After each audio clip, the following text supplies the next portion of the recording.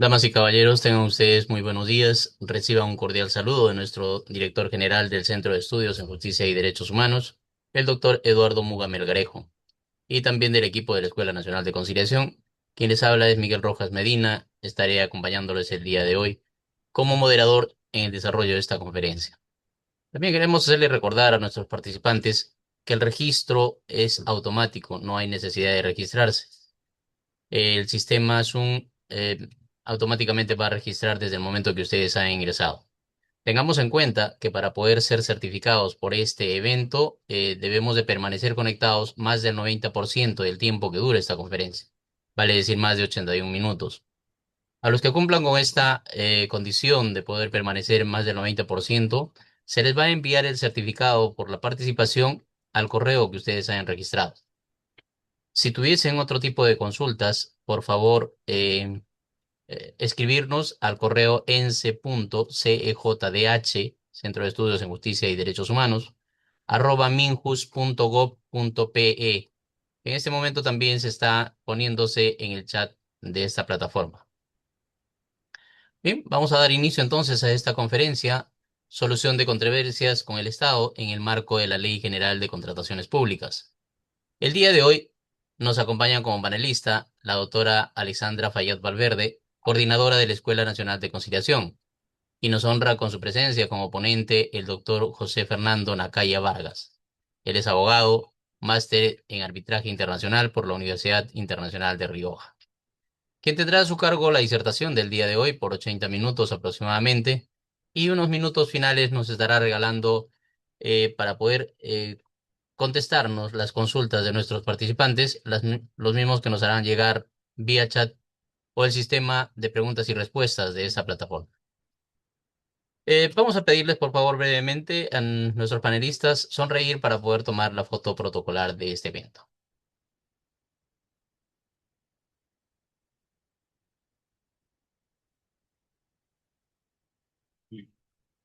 Muchísimas gracias. Estimados participantes, hoy nuevamente nos reencontramos en mérito a nuestro ya establecido ciclo de conferencias de conciliación y cultura de paz, con la finalidad pues de fortalecer las competencias de ustedes como participantes para comprender y aplicar de esta manera adecuada los mecanismos de prevención, de gestión y solución de controversias con el Estado en el marco de la Ley General de Contrataciones Públicas. Con esta finalidad, entonces vamos a presentar esta conferencia, Solución de Controversias con el Estado en el marco de la Ley General de Contrataciones Públicas. Y para ello vamos a tener las palabras de bienvenida e inauguración a cargo de nuestra coordinadora de la Escuela Nacional de Conciliación, la doctora Alexandra Fayad Valverde. Bienvenida, doctora. Gracias.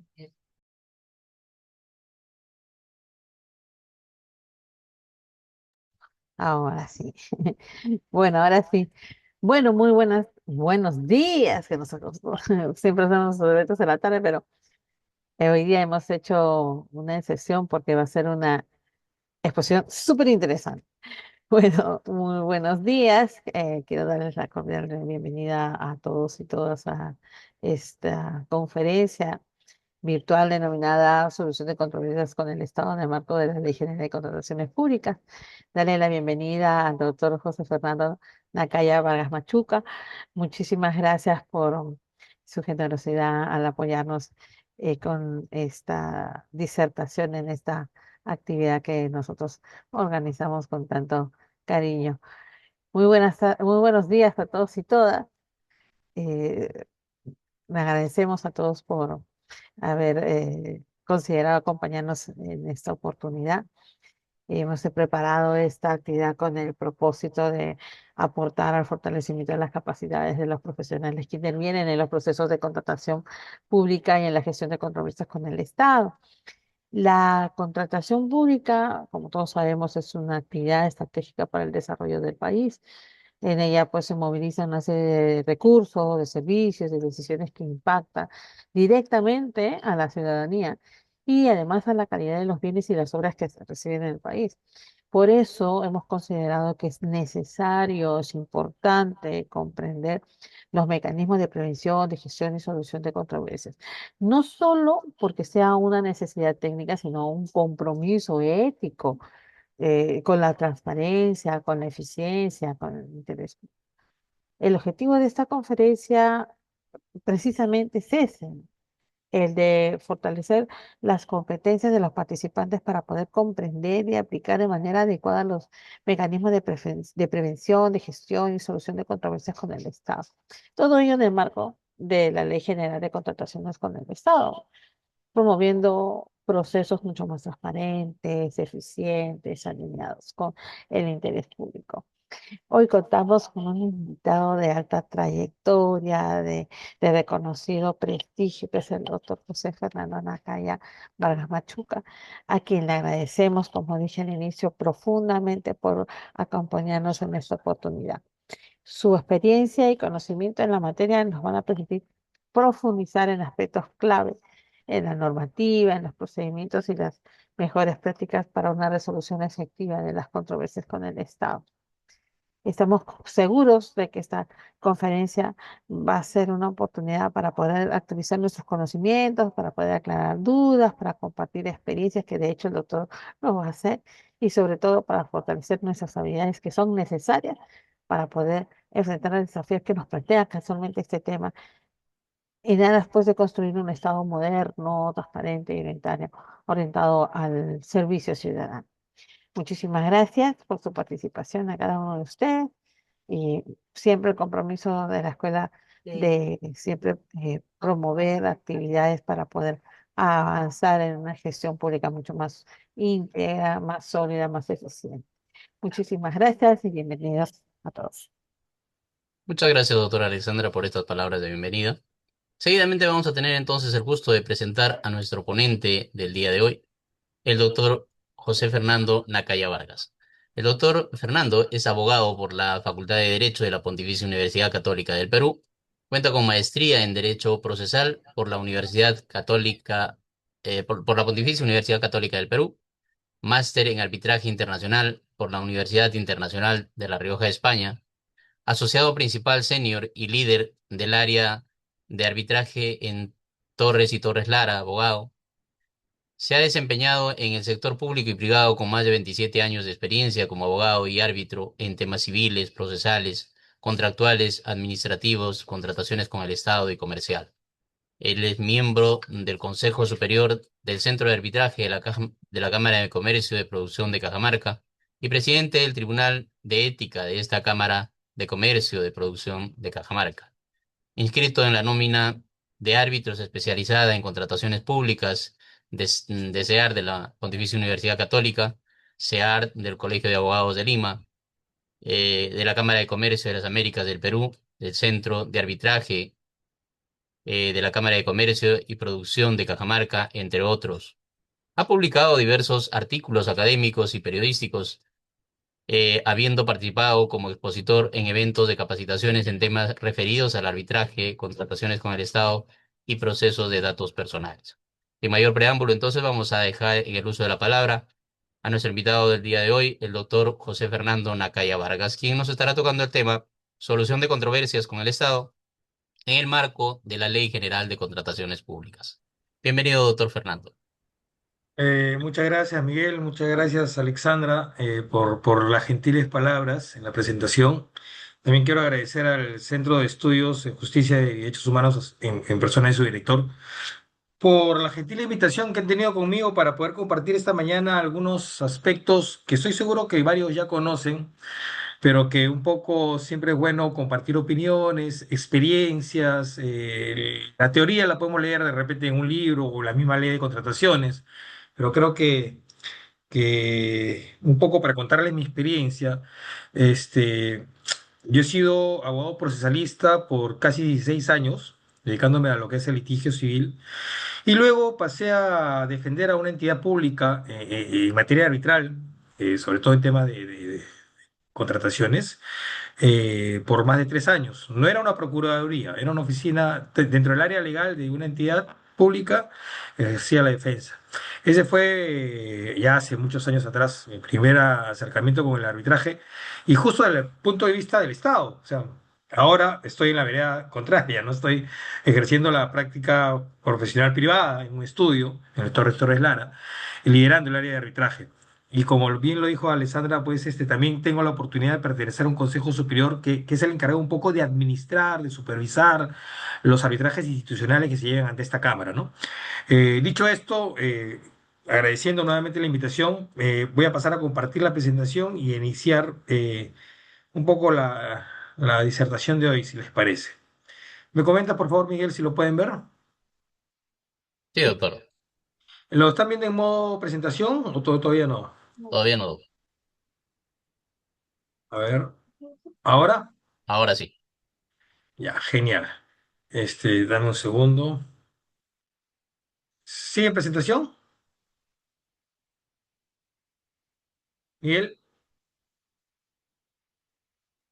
Miguel, ¿me escuchas? Sí, doctor. ¿Sigue en presentación? ¿O se volvió a...? No, se volvió a... Ya, Ahora sí. ok, ok, perfecto. Bueno, en primer lugar, a ver. ¿Por qué es importante conocer este nuevo marco normativo que se da a partir de la ley 32069?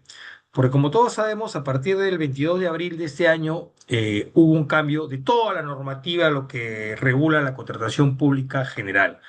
¿A qué le llamo contratación pública general? A aquellas compra o adquisición de bienes, servicios u obras que hace el Estado eh, con fondos públicos para cumplir su finalidad. No estamos hablando, por ejemplo, de casos como obras por impuestos, de asociaciones públicas privadas, de concesiones, que también, ojo, también vas a tener una parte privada y también vas a tener una parte pública, ¿no? Estamos hablando en este caso, y que para que no, a ver, no nos alarmemos mucho, no son muy diferentes, ¿ok? O sea, pero sí tienen sus propias particularidades. Entonces, cuando nosotros primero empecemos, tengamos un contrato, tengamos un arbitraje o tengamos un medio de solución de controversias donde sea el Estado y un privado, no reaccionemos o no interpretemos directamente que estamos bajo el marco de la ley de contrataciones públicas. Puede ser cualquiera de los sistemas anteriores. Inclusive hay instituciones como Guasimicuna, Anticualibarma o Petroperú que tienen su propio reglamento de contrataciones. Entonces, lo que vamos a hablar ahora es de lo que es lo que dice la Ley General de Contrataciones Públicas, ¿no? Que fue dada el 24 de junio de 2024 y que entró en vigencia el 22 de abril de este año. ¿Correcto? Cambios sustantivos, y yo les podría decir a ver, no hay. Cambios significativos no hay. Mejoras, creo que sí.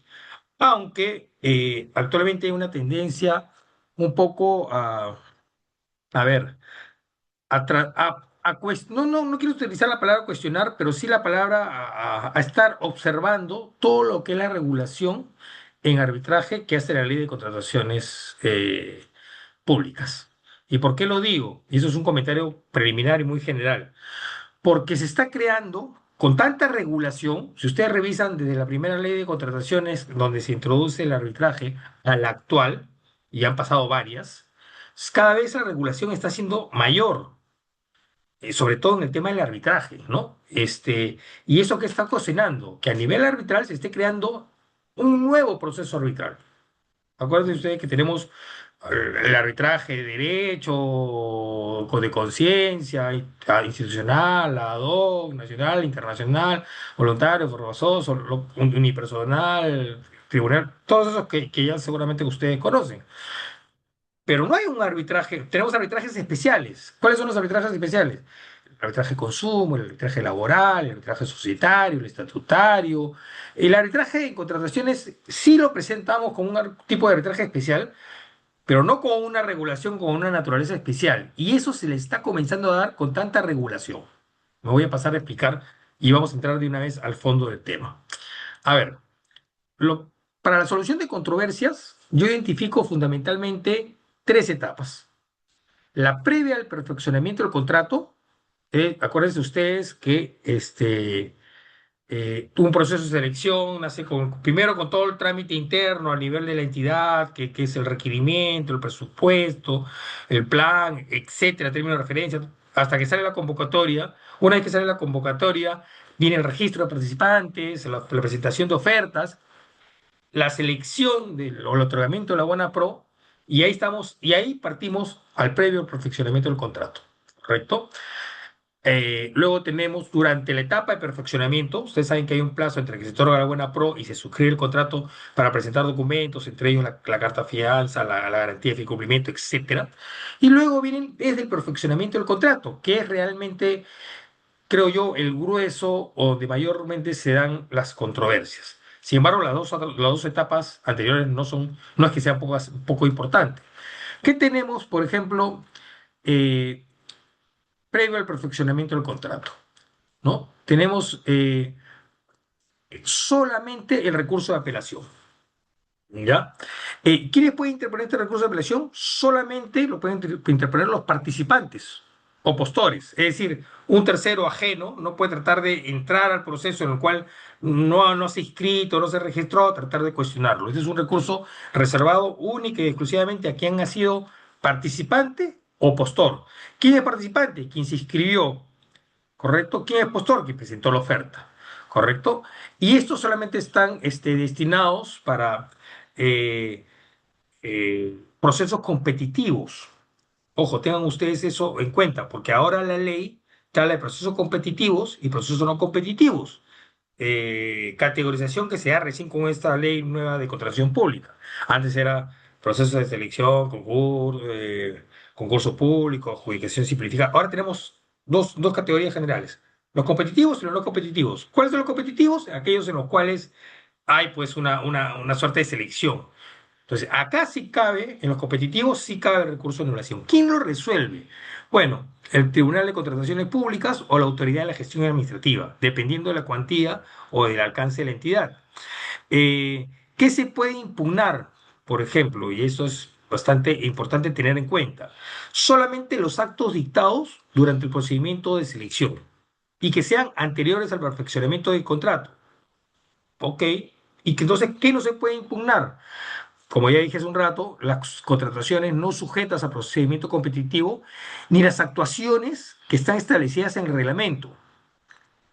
Como pueden ser las actuaciones preparatorias, las actuaciones para contratos menores, las bases y su integración es algo que no se puede cuestionar.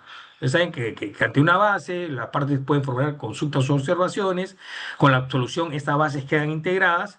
Esa integración no puede ser objeto de cuestionamiento de ningún tipo por ningún postor o participante en el proceso. ¿Ok? Tampoco se pueden cuestionar las actuaciones referidas al registro de participantes y las realizadas durante la etapa de negociación y diálogo competitivo, que esa es una etapa nueva prevista en el nuevo ordenamiento.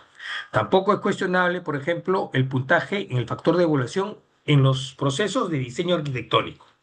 Normalmente los plazos para interponer el recurso de apelación son entre 8 y 5 días, dependiendo del proceso al cual se esté cuestionando. Y ojo, la apelación suspende el proceso de selección. Cuando estamos en un proceso de selección por ítems, suspenderá únicamente el ítem. ¿Ok? La apelación, también hay que tener presente, agota la vía administrativa y se aplica en este caso el silencio negativo. ¿Correcto? Ahora, este, a ver,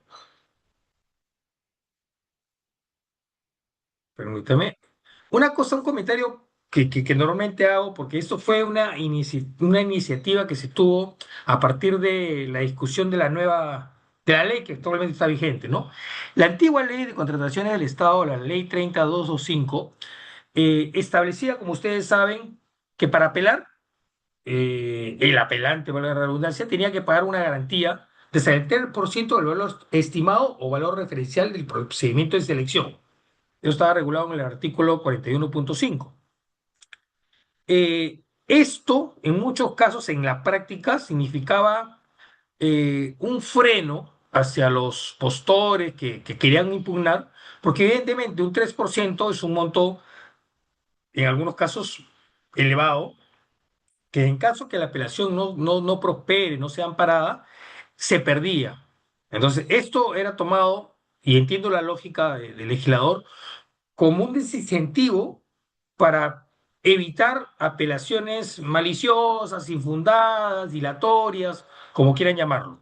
Pero la otra cara de la moneda era que a un postor que de repente tenga derecho o razones justificadas para presentar su apelación y no cuente con el respaldo económico para presentar esa garantía, era sí un obstáculo. Bueno, el texto original, y hablo del original porque no es el que efectivamente se aprobó finalmente y el que está vigente, de la ley 32069, es decir, el proyecto, establecía y bajaba esta garantía a un 0,5%. Miren la gran diferencia, 2,5. Y te decía que en ningún caso la garantía es mayor al 50 OITs, salvo para las micro y pequeñas empresas cuyo límite es el 25% del OIT. Eso estaba previsto en el artículo 73.2 del proyecto de ley, pero que finalmente quedó de la siguiente manera. Eh, el actual artículo de la ley señala, el 73.2, que el monto de la garantía es de hasta el 3%.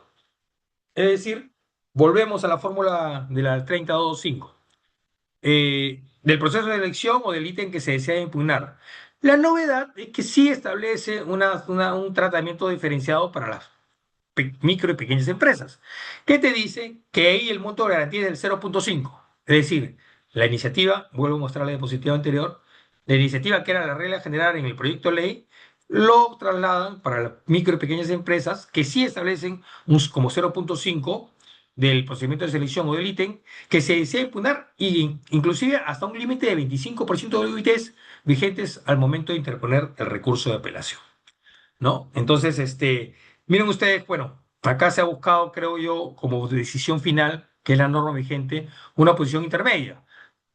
El 3% ya no es la regla general como era antes, tampoco es el 0,5 como que establecía el proyecto, sino se ha fijado 3% para cualquier empresa o persona jurídica o postor común, pero en el caso de pequeñas, de micro y pequeñas empresas, de las MIPES, sí se establece un 0,5 y un límite del 25%.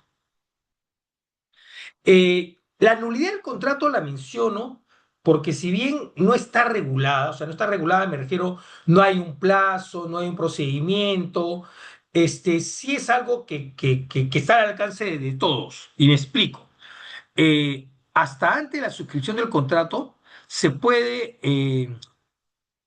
solicitar o pedir la nulidad, ya sea como un tercero, ahí sí un tercero puede entrar, o ya sea de oficio por la propia entidad. ¿Cuáles son las causales o cuándo se puede declarar la nulidad de un contrato, ya sea por decisión propia de la entidad o ya sea por la denuncia de un tercero? Primero, cuando se verifique que el proveedor seleccionado se encuentre pedido para contratar con el Estado. Segundo lugar, cuando se conoce o se tenga información sobre que la documentación presentada es falsa, adulterada o con información inexacta. Cuando, existiendo en trámite un recurso de apelación, se ha suscrito el contrato. Acuérdense que yo le dije que la apelación suspendía. Correcto. Si hay una apelación, no se puede suscribir el contrato. Entonces, si se hace eso, ahí es una causal de nulidad. O cuando, por ejemplo, se prescinda del procedimiento de selección competitivo o cuando no se hayan cumplido con las condiciones establecidas para implementar o acudir a un proceso no competitivo y se ha hecho, ¿no? O cuando finalmente por sentencia ejecutoriada o consentida se evidencie que cualquier operador o hasta accionista, mire usted que puede ser hasta una persona que sea propietaria de la empresa, ha ofrecido, intentado recibir o ofrecer para el futuro un soborno. Eh, Quiero un poco hacer un paréntesis, una explicación adicional acá. Porque como dije yo, la nulidad del contrato lo puede presentar cualquiera. Es decir, yo no tengo que estar en el proceso de selección inscrito ni haber presentado una oferta para poder presentar la nulidad. La nulidad finalmente, esos son supuestos que afectarían los principios de la contratación pública y por ende cualquiera lo puede denunciar. Si la entidad lo verifica, podría hacer la nulidad de oficio. ¿Cuál es el problema de esta nulidad? Que no teniendo un procedimiento, no teniendo plazos, no teniendo instancias, eh, la causal, y lo digo pues ya por un poco de compartirles alguna experiencia, las veces en que se ha recurrido a este reclamo o este poner en conocimiento de la entidad que se declare nulo un contrato por cualquiera de estas cinco razones que les he explicado, eh, normalmente, a ver, de 10 Dos pueden haber sido cogidas porque ya la nulidad era muy evidente, pero los otros ocho, perdón, no se les dio trámite. Y no se les dio trámite porque seguramente estaban de repente en una zona gris o una zona interpretativa, donde obviamente lo más recomendable es, no habiendo un proceso, no habiendo un flujo, no habiendo todos unos plazos, la entidad no estaba obligada a responder. ¿Me explico? Bueno, y luego ya venimos a lo que es desde el perfeccionamiento del contrato. ¿No? Y de perfeccionamiento del contrato es suscrito el contrato, iniciada la ejecución de obligaciones por parte del Estado y del contratista, eh, ¿cuáles son los medios que la ley me faculta o me otorga? Bueno, el artículo 76.1 de la ley 32069 establece cuatro. Y cuatro sí es una novedad, ojo, porque la Junta, antes era la Junta de Resolución de Disputas. ¿Cuál ha sido la novedad? Que le han puesto el título Junta de Prevención y Resolución de Disputas. El segundo, la conciliación. El tercero, el arbitraje, que creo que es el que más relevancia tiene. Y el cuarto, y la novedad es esta, otros que se prevean en los contratos estandarizados de ingeniería y construcción de uso internacional. ¿Por qué se ha previsto esto? Porque la nueva normativa en contratación pública incorpora este tipo de contratos que en la práctica ya se venían ejecutando. Todo el tema, por ejemplo, de los panamericanos, se fueron utilizando, no sé si ustedes han escuchado los contratos NEC, los contratos FIDIC. Bueno, ese tipo de contratos estandarizados tienen de por sí ya una cláusula de resolución de controversias que normalmente, a ver, te llevan hacia el arbitraje, pero también utilizan otros medios alternativos. El arbitraje y la conciliación no son los únicos. Son los únicos regulados en el Perú, sí. Pero, por ejemplo, o la Junta de Prevención de Resolución de Disputas, que es, esta Junta de Prevención es la nacionalización de lo que viene a ser los dispute wars, ¿correcto?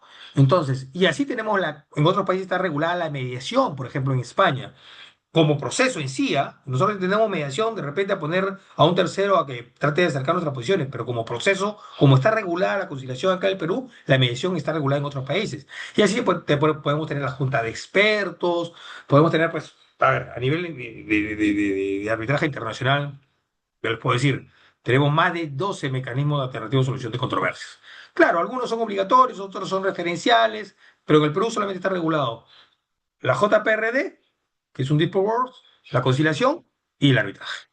Y esto que está incluido dentro del literal de que son los que prevean estos contratos estandarizados de uso internacional de ingeniería y construcción. ¿Correcto? A ver, en la conciliación, bueno, todos sabemos pues que la conciliación está implementada en el Perú hace años, que inclusive es un requisito de procedibilidad en materia judicial en algunos casos, generalmente en la mayoría, solamente en aquellos donde tengamos título ejecutivo no es necesario la conciliación, pero lo demás sí. Pero esta conciliación ha sido también acogida en la ley de contratación, la Ley General de Contratación Pública. ¿Y qué me dice esta ley? Me dice en primer lugar que, eh, por ejemplo, una materia que no es conciliable es la nulidad del contrato. ¿Y por qué no es conciliable la nulidad del contrato? Porque se entiende que la nulidad del contrato no está propiamente dentro de un derecho disponible que pueda ser materia de un acuerdo directo entre las partes. Esto es materia, ya sea de un arbitraje, ¿no? De un arbitraje fundamentalmente. Tampoco son, perdón, en los contratos menores, en una nueva categoría que establece esta normativa vigente desde abril, pactar la conciliación es obligatorio. Esto en algún momento generó alguna duda, porque decía, la norma dice, ¿no? En los contratos menores, la entidad y el contratista deben pactar la conciliación como mecanismo alternativo de solución de controversias. Entonces, al principio se entendía como que solamente se podía conciliar, y no es así. Lo que establece que en esos contratos menores sí puede haber como fase previa al arbitraje esta conciliación, porque finalmente nada me garantiza a mí que la conciliación se va a llegar a un acuerdo entre las partes, pero sí es obligatorio en contratos menores tener esta etapa de conciliación previa. Eh, a ver, un aspecto importante a tener en cuenta para la solución de controversias. Por ejemplo, la conciliación sí suspende plazos. O sea, una práctica muy común cuando surge una controversia, porque la ley dice, las partes pueden someter a la solución de controversias vía JPRD, conciliación o arbitraje. Entonces, si en la cláusula, por ejemplo, yo tengo solamente arbitraje, yo puedo irme a una conciliación. ¿Qué es lo que hago? Extiendo el tiempo que tengo para irme a arbitraje. O sea, ese tiempo queda suspendido en la práctica. Y una vez que se levante el acta sin acuerdo con las partes, se comenzará a computar el plazo que tengo para iniciar mi controversia vía arbitral. Por ejemplo, ustedes saben que en la nueva ley, y lo vamos a ver más adelante, existe plazo de caducidad. ¿No? Plazo de caducidad para ciertos supuestos, 30 días. Este plazo ha ido variando, ¿ah? Ha ido variando. Primero fue 30 días, con una norma de posterior se modificó a 15 días, luego se volvió a 30 días, pero hay que tener en cuenta que en arbitraje, en solución de controversias y en arbitraje en contratación pública, tenemos plazos de caducidad. ¿Qué significa esto, doctor? Que si pasados los 30 días yo no reclamé, ya no tengo cómo reclamarlo. ¿Estamos? Entonces, la conciliación corta ese plazo, ¿no? Y la falta de acuerdo finalmente eh, habilita a la parte interesada, a la parte accionante, a iniciar, a presentar su solicitud de arbitraje. Al final, si nos da tiempo, voy a revisar un poco de estadística, porque yo sí he quedado bastante sorprendido con una información que ha obtenido precisamente el Ministerio respecto a estos porcentajes de conciliación que efectivamente se dan. Pero eso, vamos, eso es una estadística que le he dejado para el final. A ver, respecto al arbitraje. Y acá sí me voy a detener porque creo que el arbitraje es el medio que por su naturaleza es el que más acogida tiene, el que más desarrollo tiene y como dije hace un momento, el que más reglamentación o regulación tiene a nivel de la General de Contratación Pública. Este arbitraje primero fue introducido en la ley 26850 en el año 1977, ya como medio de solución de controversias. Luego se fue consolidando en la 30225 y actualmente, como dije, con un gran desarrollo la 32069. Este gran desarrollo, ojo, no significa que sea un desarrollo positivo, ¿no? Hay muchas cosas que creo que el exceso de regulación está creando un arbitraje. Es más, hace poco estuve en la ciudad de Cajamarca y escuchando a un árbitro especialista en contratación pública y me llamó la atención su comentario. Me dijo, a ver, ¿cuál es la necesidad? Y estoy un poco tratando de parafrasear lo que él dijo, de cambiarle de nombre a todo. O sea, ¿por qué el OCE ahora se llama OS? ¿Por qué no se siguió llamando OCE y simplemente le cambiaron funciones, ¿no?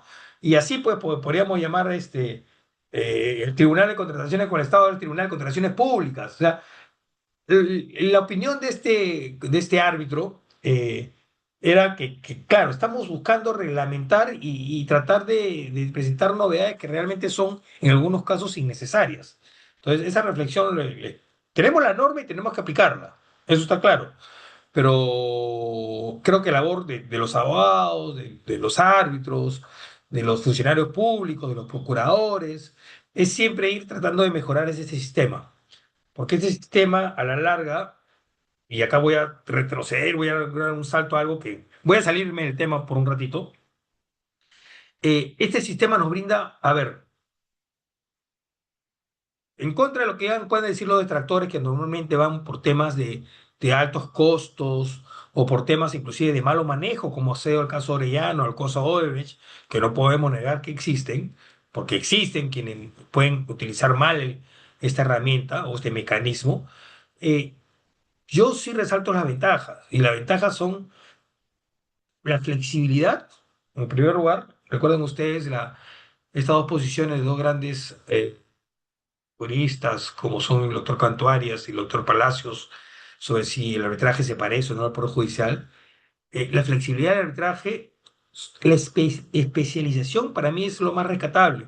Porque si yo tengo un arbitraje en contratación pública, voy a buscar un especialista en contratación pública. No voy a buscar un especialista en derecho societario. No voy a buscar un especialista en derecho minero, ¿no? O derecho aeronáutico, o lo que ustedes quieran. Y viceversa, si tengo un problema de repente contrato aéreo, voy a buscar a alguien que sepa derecho aeronáutico y no me sirve a alguien que sea un civilista de repente. Y así, esa posibilidad que no me da el Poder Judicial, sí me la brinda el arbitraje, ¿no? Entonces, yo creo que esa es una gran ventaja. Y la confidencialidad, aunque ustedes no lo crean, a nivel internacional la confidencialidad es una de las cosas que más se rescatan. ¿Por qué? Porque muchas veces las partes no quieren que lo que se ventila o la controversia o inclusive la solución o inclusive por reservas de procesos de producción o el know-how que puede tener una empresa, buscan tener la confidencialidad. En contratación pública, claro, se dice, doctor, pero la contratación pública, el arbitraje no es confidencial. Es confidencial mientras dure el arbitraje. Una vez emitido el laudo, este laudo se subía antes al CEACE, ahora se va a tener que subir al Pladicop, ¿no? Que es la plataforma, una plataforma que reemplaza al CEACE y complementa a otras plataformas informáticas en una sola única. Ojalá que funcione.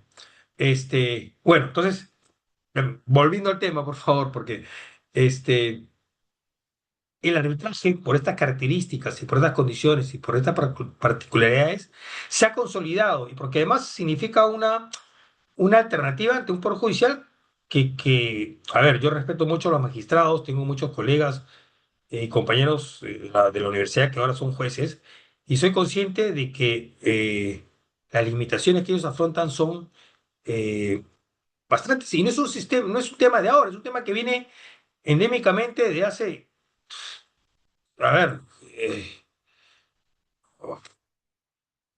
yo escribí un artículo en El Peruano hace 25 años hablando de la reforma del Poder Judicial, cuando el Poder Judicial, perdón, los juzgados se trasladaban todos al edificio del Ministerio de Educación. Y en ese artículo, si mal no recuerdo, yo hablaba de que está bien el tema físico como un primer paso, pero que eso tenía que respaldarse con una carrera judicial reconocida, que se le brinden los medios necesarios, y etcétera, etcétera, etcétera. Bueno, eso hasta el día de hoy creo que sigue teniendo, pese a los esfuerzos a nivel de Estado, a nivel de los propios jueces que son los actores, sigue teniendo los mismos problemas, ¿no? Por la sobrecarga, por la demora, por la generalidad de temas que manejan los jueces. Entonces, el arbitraje ante eso se ha consolidado con un mecanismo especializado y ese más, en contratación pública, obligatorio para resolver las disputas que surjan en este tipo de contrato, ¿no? A ver. ¿Qué cambio importante debemos de tener nosotros o saber nosotros respecto a la nueva ley? Antes, el OCE ejercía una función administradora, supervisora y hasta sancionadora. ¿Ya? Existía el RNA.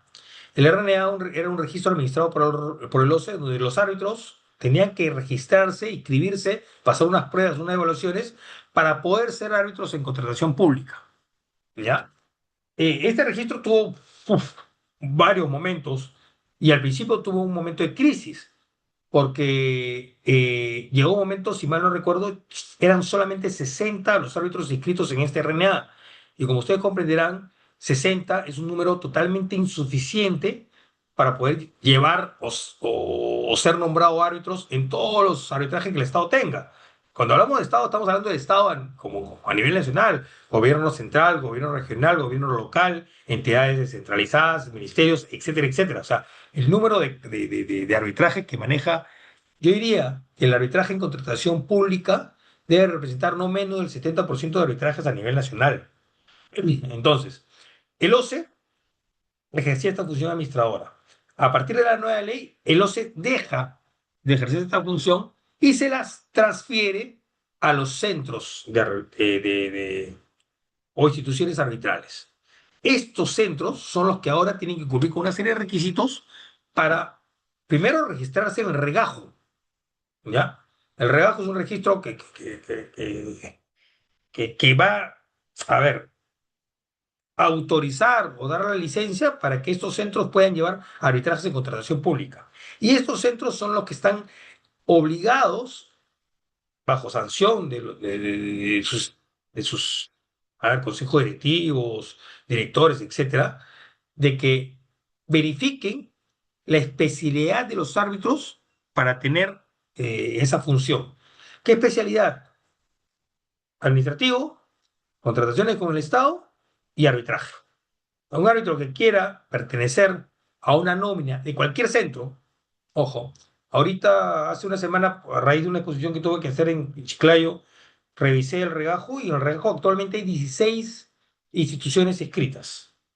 De las conocidas, o bueno, de las más serias, diría yo, el Centro de Arbitraje de la Cámara de Comercio de Arequipa.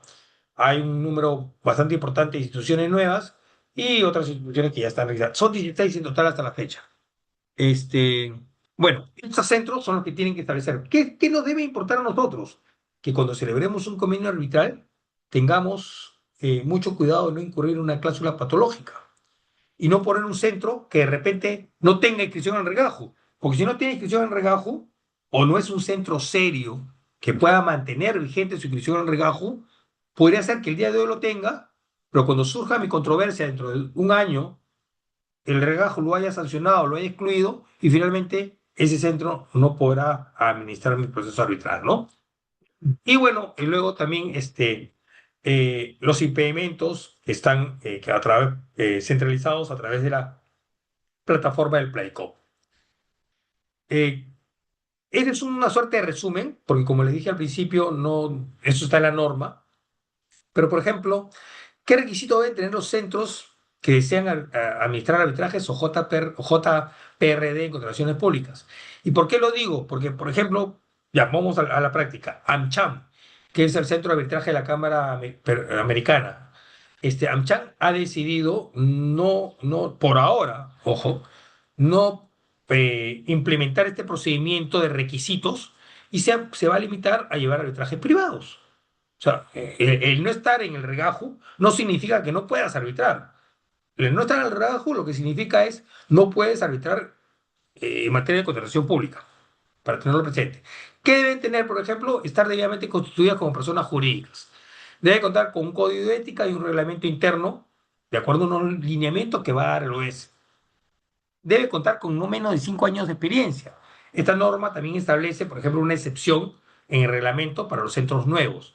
¿Qué excepción se le ha dado? Un plazo de educación y llevar arbitrajes de una cuantía menor. Eh, para arbitrajes o junta de prevención y resolución de disputas que superen las 2000 UITs, 2000 UITs, a ver, vamos a ver cuánto es por la OIT, ¿no? 5250 creo que debe estar, no tengo exactamente.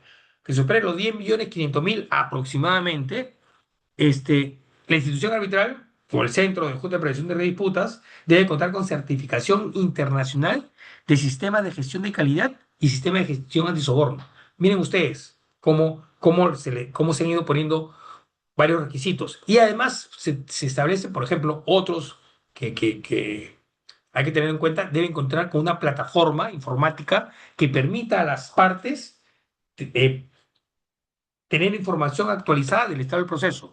No sé si los que puedan estar arbitrando en la Cámara de Comercio de Lima, ustedes conocen que la Cámara de Comercio tiene un sistema en el cual uno con una clave, que solamente se la dan a las partes y a los abogados, puede entrar, puede presentar escritos, puede revisar los escritos que ha presentado la otra parte, las resoluciones, es como una bitácora.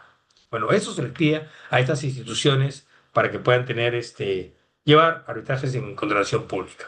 ¿Qué tipo de arbitraje están regulados en esta ley? En primer lugar, tenemos el ad hoc y el institucional. Hay una preferencia abismal por el institucional.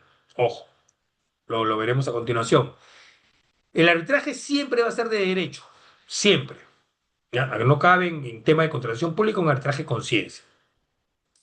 Eh, una novedad es que hasta la 30.25 normalmente el arbitraje era 100% nacional.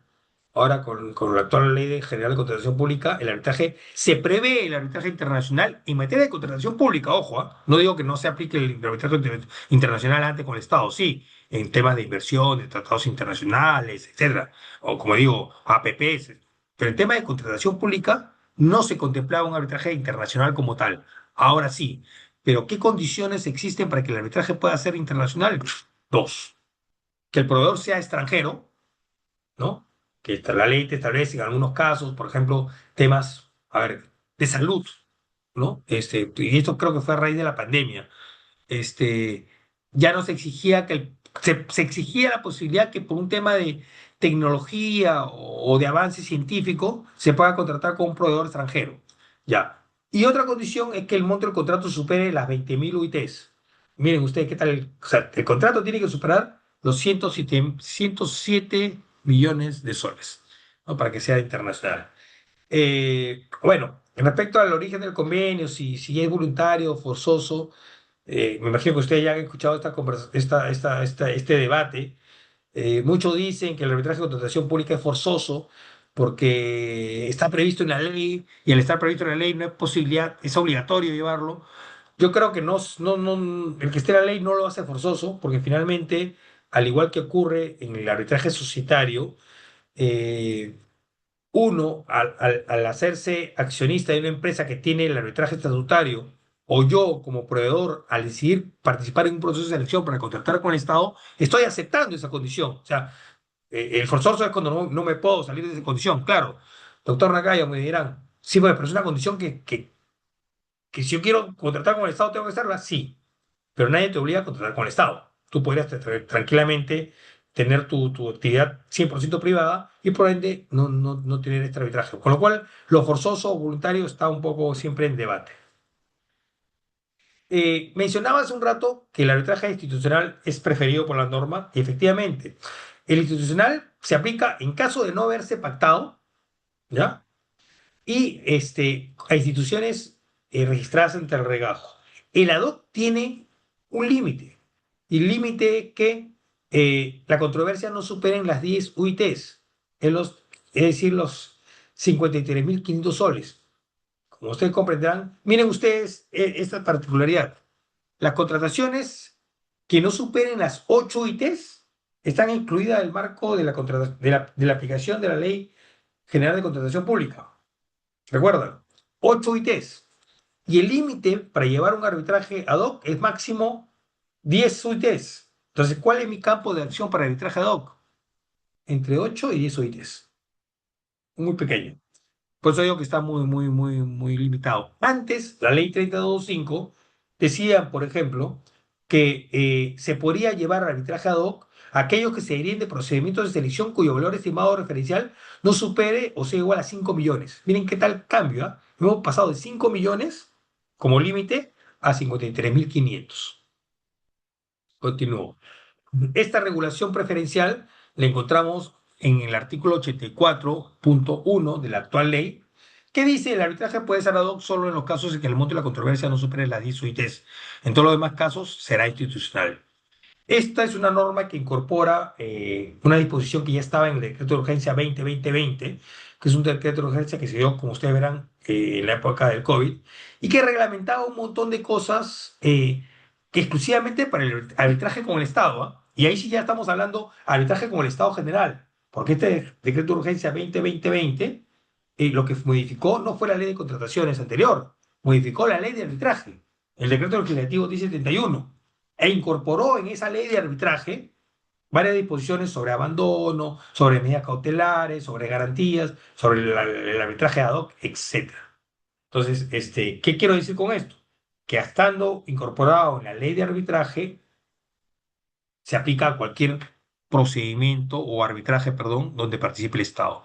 Al incorporarse en este artículo 84.1, están precisando, yo creo que no era necesario, pero están precisando que además en el arbitraje en contratación pública también se aplica este límite.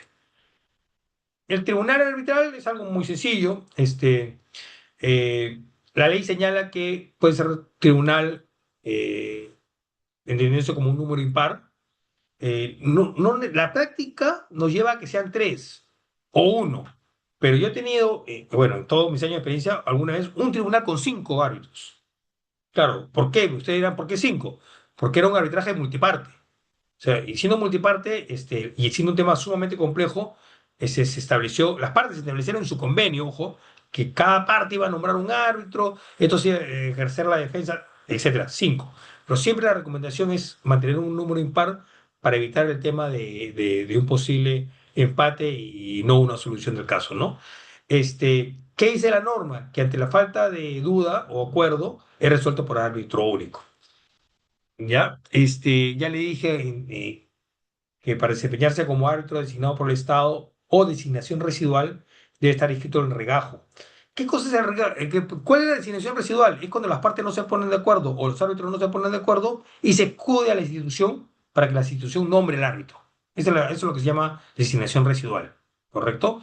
¿Por qué se opta por esto? Porque si las partes no se ponen de acuerdo o los árbitros no se ponen de acuerdo y no tenemos esta salida, el arbitraje se vería estancado. Entonces sí faculta la norma a que sea. ¿Qué único requisito? Está en el regajo que ha eliminado el RNA.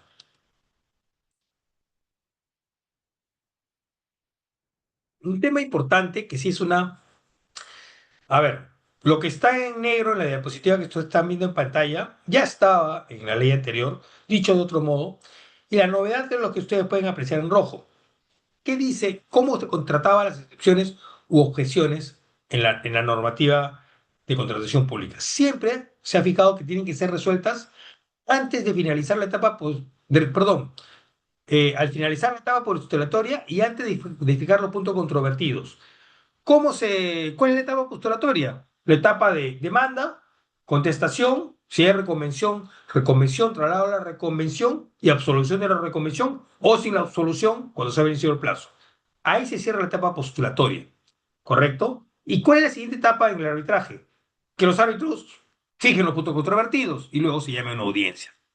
Bueno, las excepciones u objeciones que impidan entrar en el fondo de la controversia tienen que ser resueltas en medio de estas dos etapas. Finalizar la postulatoria y antes de fijar puntos controvertidos. ¿Cómo se hace? A través de un laudo parcial. Este laudo parcial estará únicamente limitado a pronunciarse sobre estas excepciones o objeciones que incidan en el fondo de la controversia y solamente podrá ser cuestionado este laudo conjuntamente con la anulación del laudo final. O sea, no es que ese laudo parcial me habilite a mí a interponer inmediatamente un recurso de anulación contra ese laudo. No, sí, tendré que esperar la emisión del laudo final para que en ese momento yo pueda cuestionar esta decisión del tribunal. Pero, como novedad, creo yo, al menos con el énfasis que lo señala la nueva norma, sí tenemos la obligación de los árbitros de verificar de oficio, miren ustedes, de oficio respecto a los plazos de caducidad antes de fijar puntos controvertidos. Es decir, los árbitros deben, antes de viabilizar y continuar con las actuaciones del proceso arbitral, verificar si hay un supuesto de caducidad. Y de verificarse si hay, que hay ese supuesto de caducidad, tendrán que seguramente apartarse o dar por concluido el proceso respecto a la pretensión que lo afecte. Ojo, no significa que todo el proceso. Puede haber una pretensión que haya caducado y cuatro que sean vigentes. Puede ser que haya caducado la demanda y la reconvención no. O sea, esa es la regla, es que hay que verificar la caducidad y dar por concluido aquellas actuaciones vinculadas a donde se da ese supuesto. Y las demás deberán continuar. Eh, ¿Cómo opera la caducidad? Y eso lo dije al principio. Bueno, tenemos 30 días hábiles para cuestionar la nulidad del contrato, la resolución del contrato, las ampliaciones del plazo contractual, la recepción y conformidad de la prestación, la valorización de magistrados y la liquidación del contrato.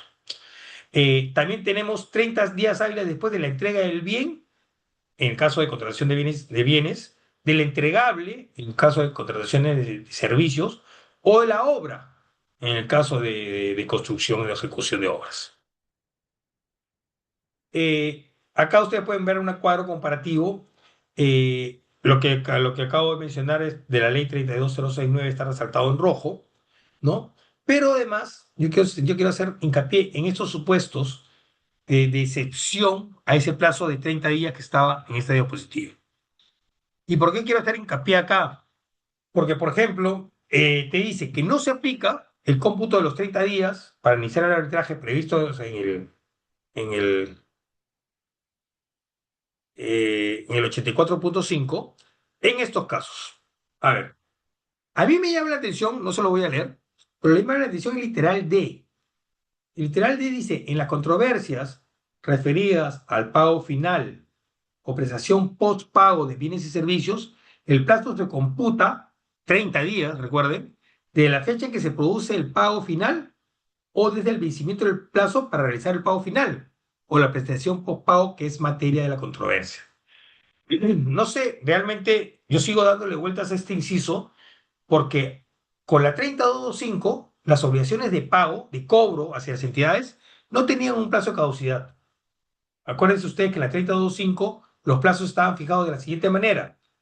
Para controversias específicas, que no son casi las mismas que están en la ley, nulidad, ampliación, liquidación, 30 días, hasta la fecha del pago, decía, ojo, este, cualquier controversia, y después de efectuado el pago, estoy hablando de la 3025, y después de efectuado el pago solamente podrías reclamar por temas de vicios ocultos, ¿no? Que tenemos un año en bienes y 7 años en obra.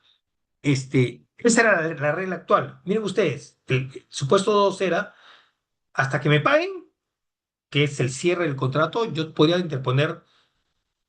Es decir, si nunca me pagaba, ese plazo quedaba abierto, ¿me entienden? Ahora el literal D me dice otra cosa totalmente distinta y es un poco preocupante porque para quien tenga una creencia, va a tener que reclamarlo a los 30 días. Es lo que yo leo de ese literal D. Dice, en las controversias referidas al pago final, o sea, me estoy peleando sobre el pago final o prestaciones post pago de bienes y servicios, el plazo se computa de la fecha que se produce el pago final. Claro, me pagan, pero yo no estoy de acuerdo con lo que me pagan. O sea, quiero cuestionar, ok, tengo a partir de ese momento 30 días. O se venció el plazo para pagarme, o sea, no me pagaron. Tengo 30 días para reclamar ese pago. O sea, a mí me parece un poquito, vamos a ver cómo la práctica nos lleva a la aplicación literal, pero sí me parece un poco eh, un cambio sustancial respecto a lo que era la práctica arbitral anterior con la ley de contrataciones anterior. El artículo 84.7 señala que tratándose de contrataciones realizadas a través de catálogos electrónicos de acuerdo marco, el plazo es de 10 días hábiles contado de la notificación de la controversia. Como ustedes saben, hay todo un sistema de compras en Perú Compras, que tenemos catálogo de acuerdo marco, tenemos bienes estandarizados, tenemos una lista de proveedores, y eso obviamente los plazos resultan ser más cortos por ser procesos mucho más sencillos. Eh, la ley 32009 creo que eh, aclara una duda que siempre ha estado en discusión de los tribunales, ¿no? Porque acuérdense ustedes que no es materia arbitral las, las, la denegatoria o la aprobación parcial de adicionales. ¿Y por qué no es materia arbitral? Porque acuérdense ustedes que para ser materia arbitral tiene que ser un derecho de libre disposición de las partes. Entonces, como el tema presupuestal implica fondos públicos, un adicional, que es un trabajo no previsto, que implica un mayor gasto para el Estado, no está excluido del arbitraje y solamente puede ser discutido a nivel judicial, ¿ya? Pero el 76.4 señala que las controversias relacionadas a prestaciones adicionales aprobadas por la entidad sí pueden ser sometidas a junta de prevención de disputas en resolución de disputas o arbitraje. Entonces, a ver, para aclarar la idea, yo dije hace un ratito que no es arbitrable la denegatoria o la aprobación parcial. O sea, yo no puedo discutir la parte que no me concediste. Pero una vez que la adicional sí es aprobado, ya entra el presupuesto, ya hay el dinero o el fondo destinado a esa hora y por lo tanto forma parte del contrato y tiene el mismo tratamiento del contrato. Por lo cual, cualquier controversia de un adicional ya aprobado sí es llevable a arbitraje. Lo digo porque a veces el término es más. Les voy a contar un caso para poner un poquito de práctica en el tema. El año pasado me traen a mí un arbitraje ya con un laudo, ya para que lo ejecute. Este, y en ese laudo, un árbitro único, había decidido otorgar una ampliación de plazo, ¿sí? Una ampliación de plazo era por la demora en la aprobación de un adicional. Pero ojo, no estamos discutiendo el adicional, si me lo ibas a dar, si no me lo ibas a dar, sino como te demoraste X días, esos X días me generan un costo extra, ya sea por personal o por material o lo que sea, y ese costo es lo que te reclamo vía ampliación de plazo. Ya, el árbitro resuelve este, otorgando la ampliación de plazo. La parte que pierde, la entidad, decide ir a recurso de anulación. Y la sala, ya no tengo mi ley a la mano, pero bueno, y la sala decide anular el laudo. Y el criterio para anular el laudo de la sala fue, claro, yo no veía la anulación, yo veía la ejecución, pero me afectaba, pues, porque ustedes saben que la ejecución y la anulación pueden marchar paralelamente, ¿no? Para que una anulación del laudo suspenda la ejecución, tiene que presentarse una garantía eh, equivalente al monto que ordena el laudo para suspender la ejecución. Si no presento esa garantía, tanto la anulación como la ejecución pueden marchar paralelamente. Bueno, yo tenía la ejecución y paralelamente marchaba una anulación que yo no veía. Este, la sala, repito, anula el laudo. Y anula el laudo porque considera que el árbitro ha excedido sus funciones porque él no podía laudar porque lo que se estaba discutiendo era un tema vinculado a un adicional. Precisamente en virtud a esto de lo que estamos viendo ahorita en pantalla, ¿no? Claro, ahí yo no voy a catalogar la decisión del juez, ni menos, y creo que no es materia de la charla de hoy, pero vean cómo ustedes el árbitro dijo, esto es una ampliación de plazo por la demora en aprobación de un adicional. Y el juez, el vocal, dijo, no, es un tema vinculado a un adicional no aprobado y por lo tanto no puede ser arbitrable. Eso lo dejo como cada uno podrá revisar, trabajarlo como teoría, llegar a sus propias conclusiones, pero el tema de los adicionales siempre ha sido un tema poco claro y creo que este 76.4 sí es una ventaja dentro de las novedades de la nueva ley. A ver, otra ventaja, otra novedad, y digo que novedad porque no existía en la norma anterior, está en el artículo 84.6, que realmente dice que el pago del laudo arbitral es obligatorio y realmente establece los mecanismos de pago y su exigencia. Bueno, siempre el pago del laudo ha sido obligatorio, o sea, no haya que decirlo, ¿no? Pero ¿qué pasaba en la práctica? En la práctica pasaba que no se cumplía y sobre todo, a ver, creo que las entidades pública, por un tema seguramente de presupuesto, etcétera, o responsabilidades funcionales. Acuérdense ustedes que el funcionario público, yo que lo he sido también por haber trabajado en un ministerio hace muchos años, el tema de responsabilidad y el tema de la Oficina de Control Interno es una espada de Damocles que tenemos o que tienen los funcionarios públicos. El ejercicio de su cargo, o sea, 10 años nos persiguen la responsabilidad, o sea, y a veces el caso es bastante descabellado, ¿no? Pero bueno, ocurría que el Estado no pagaba, pues, y con el no pagar el Estado se acudía al proceso de ejecución de laudos, ¿no? Entonces, esta disposición creo que sí establece como una responsabilidad que recaerá en el titular de la entidad encargada de cumplir con el laudo con esta obligación. El artículo 343 del reglamento, porque nos dice que el pago reconocido al contratista se debe realizar en la oportunidad que el laudo lo establezca, o máximo con la liquidación o conclusión del contrato, salvo que el arbitraje concluya con posterioridad. Miren ustedes lo interesante, porque la ley me dice que es obligatorio y el reglamento me dice cuándo debo hacerlo. Entonces, ¿qué me da a entender estas dos disposiciones? A mí personalmente como abogado me daría una herramienta para yo, inclusive ante una negativa injustificada, ojo, de cumplimiento del laudo, por un tema presupuestal que puede ser justificado, poder acudir ante la Contraloría o ante la máxima autoridad de la entidad a denunciar este incumplimiento, ¿no?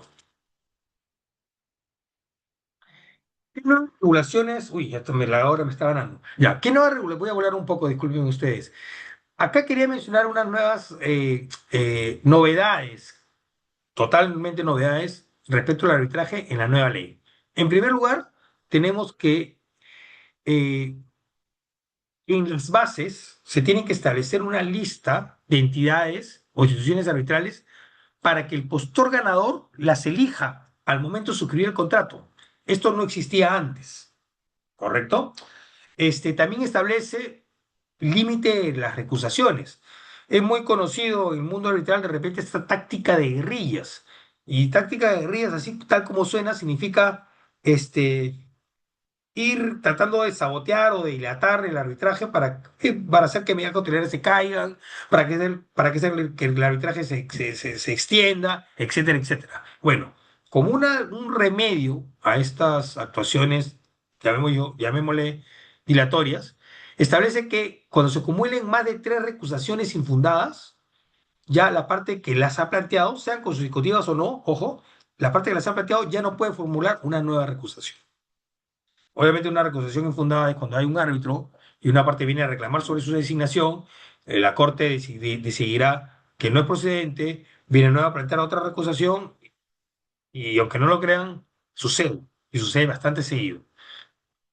Después también tenemos una figura nueva, que es una práctica procesal que no existía en el arbitraje, que solo se aplica, ojo, para el arbitraje en contratación pública que estamos comentando en la clase de hoy, el abandono.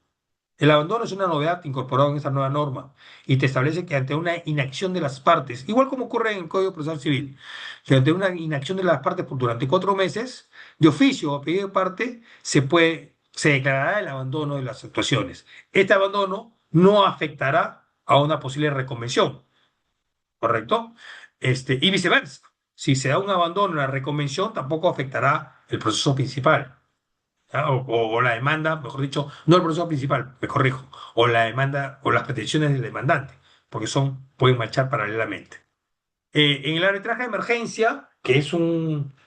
En el arbitraje de emergencia no existe una regulación normativa. En la ley de arbitraje, ustedes en 1071 no van a encontrar normas sobre arbitraje de emergencia. Esta es una práctica más internacional que ha sido acogida por diversas instituciones arbitrales, llámese Cámara de Comercio de Lima, por ejemplo, Colegio de Abogados, que tiene regulado este árbitro y que tiene como finalidad eh, atender cuestiones urgentes, como su nombre lo dice.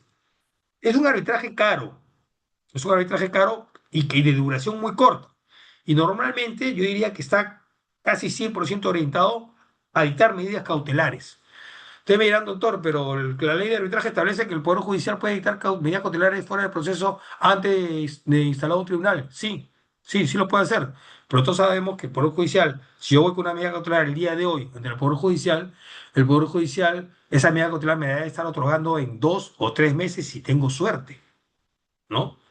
El árbitro de emergencia, en cambio, me lo da en un mes.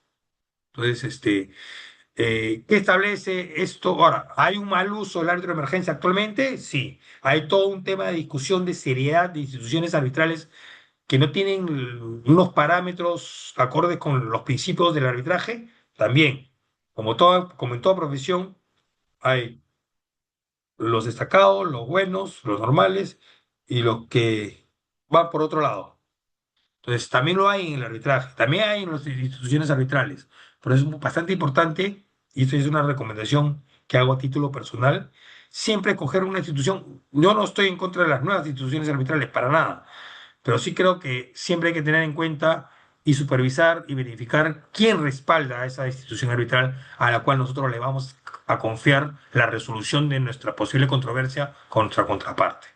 ¿Correcto? Entonces, en arbitraje de emergencia, primero te dice que no proceden los arbitrajes ad hoc. ¿Y por qué no proceden los arbitrajes ad hoc? Lógica, porque los arbitrajes de emergencia están regulados en los reglamentos de los centros institucionales. Un ad hoc no tiene ningún centro, no tiene ningún reglamento, es un tribunal que se constituye para el caso específico y que se organiza para el caso específico y muere con el caso específico. No puede haber arbitraje de emergencia en un arbitraje ad hoc.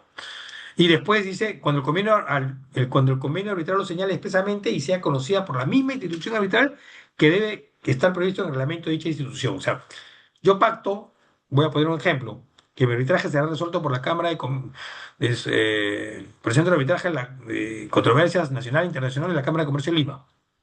Ya. Entonces, esa va a ser la institución que va a ver mi arbitraje principal. Esa va a ser la institución que tenga en su reglamento el arbitraje de emergencia y que está señalado especialmente en el convenio. Con eso se cumplen con estas tres novedades que estaba señalando en este momento.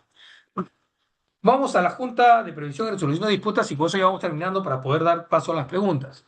Este es como dije yo, la nacionalización de los dispute boards traídos y traducidos a nivel de la legislación peruana. ¿Qué busca? Busca básicamente resolver qué ocurría antes de la implementación de este mecanismo de solución de conflictos. Ocurría que cualquier controversia paralizaba el contrato.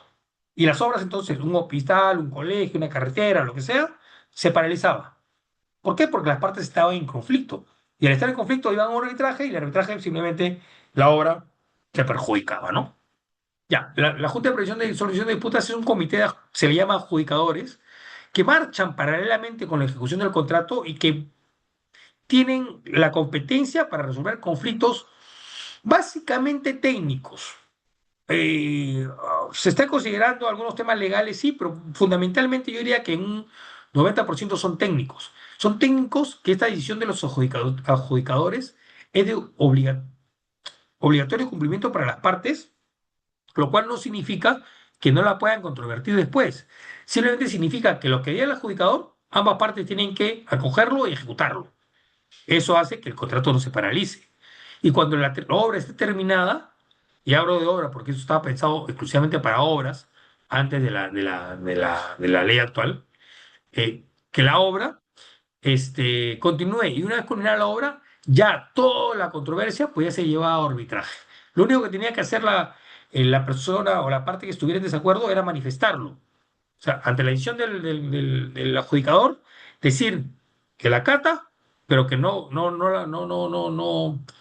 a ver, no, la acata porque la tiene que acatar, pero no está de acuerdo. Y eso le facultaba a esa parte para que una vez culminada la obra, dentro de los plazos establecidos de 30 días, pueda presentar su reclamación en la vía arbitral.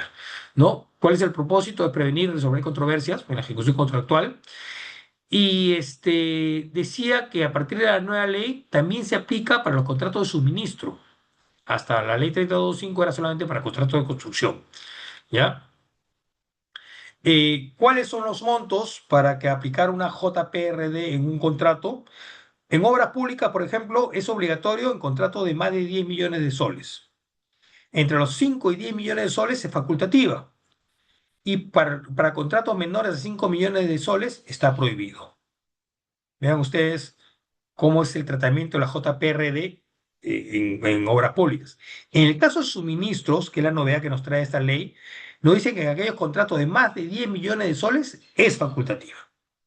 Solamente para contratos de suministros con el Estado, donde sean superiores a 10 millones de soles, se puede, si la parte lo elige, establecer la JPRD como mecanismo de solución de controversias.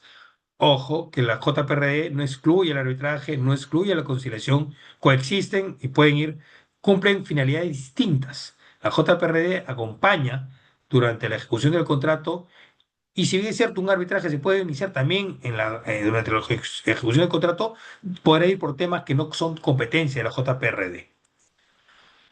Estadística, esa es una estadística de la PUC a marzo, lamentablemente no había una actualización, pero por ejemplo, en marzo ha habido, en trámite, hay 51,75 J de prevención y resolución de disputas que se estén tramitando. Archivadas hay 47,37 y con trámite suspendido, que puede ser por falta de pago, 0,88%.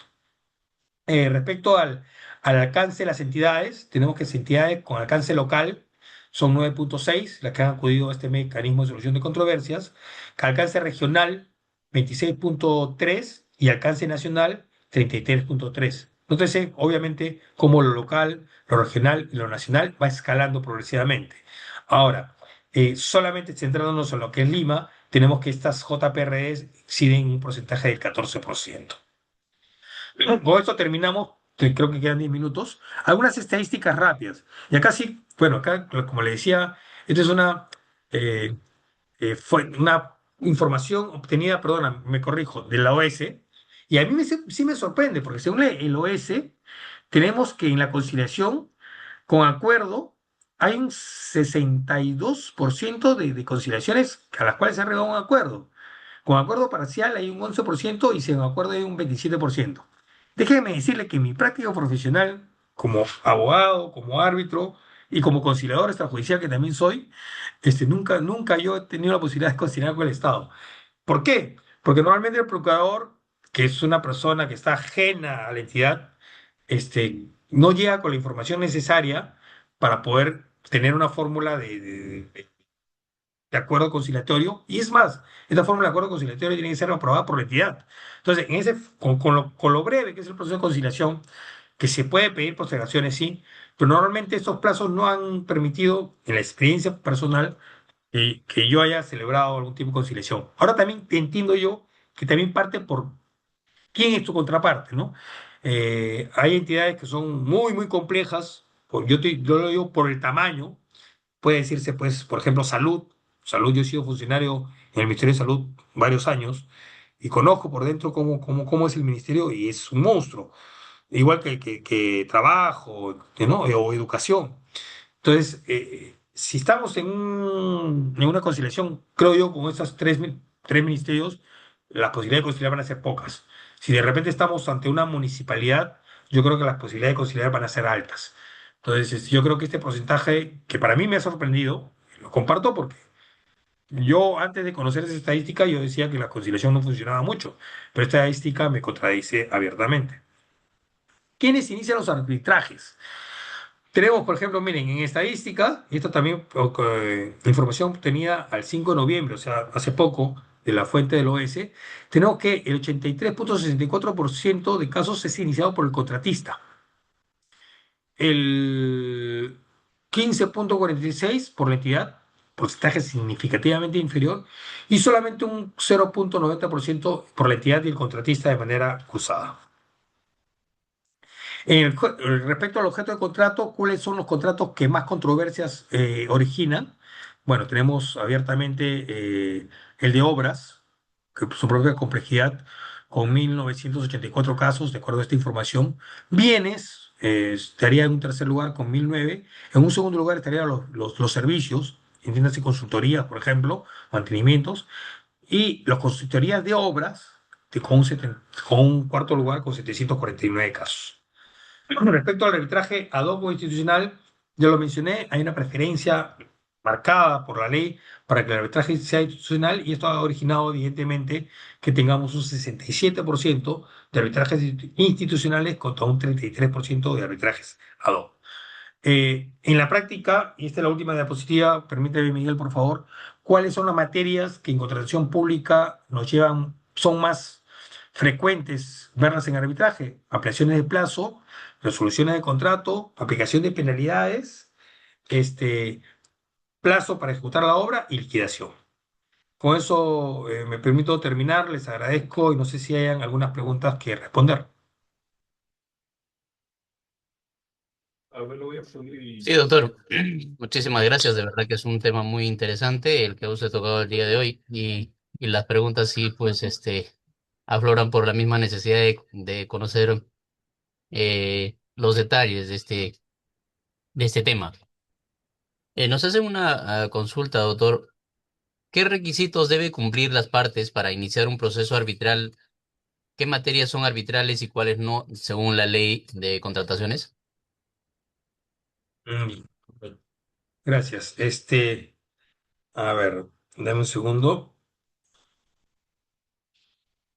¿A qué requisito deben cumplir las partes? Bueno, básicamente la existencia de un convenio arbitral. No, un convenio arbitral que no sea patológico, o sea, que sea ejecutable. ¿Cuál es un convenio arbitral patológico? Cuando yo digo, es algo muy común.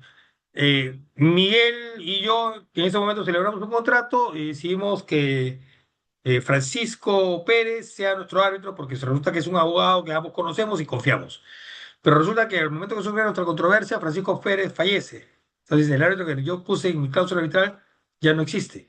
Entonces, eso va a generar un problema al momento de aplicar, porque ¿qué árbitro único lo ejecuta? O cuando cito, por ejemplo, a una institución que no existe, y me ha tocado varias veces ir a instituciones que las partes han puesto en su convenio y instituciones que desaparecieron, por ejemplo, ¿no? Entonces, requisitos, a ver. Contar con un convenio arbitral válido. ¿Qué pretensiones se pueden llevar al arbitraje? Básicamente todas, la regla principal, tanto en arbitraje general como en contratación pública, es que sea materia de libre disposición. ¿Ya? Todo lo que esté en el universo de libre disposición de las partes puede ser llevado a arbitraje. ¿Qué exclusiones tenemos? Los adicionales.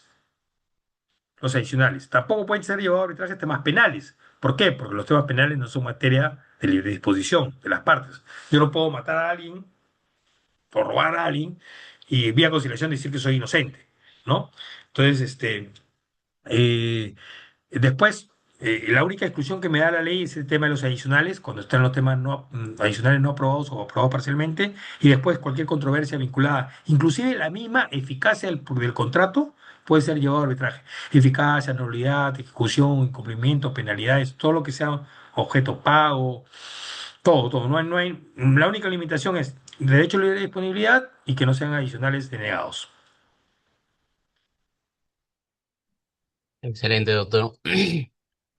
Otra consulta que nos hacen llegar, doctores, ¿cuándo procede la emisión de una medida cautelar dentro de un arbitraje?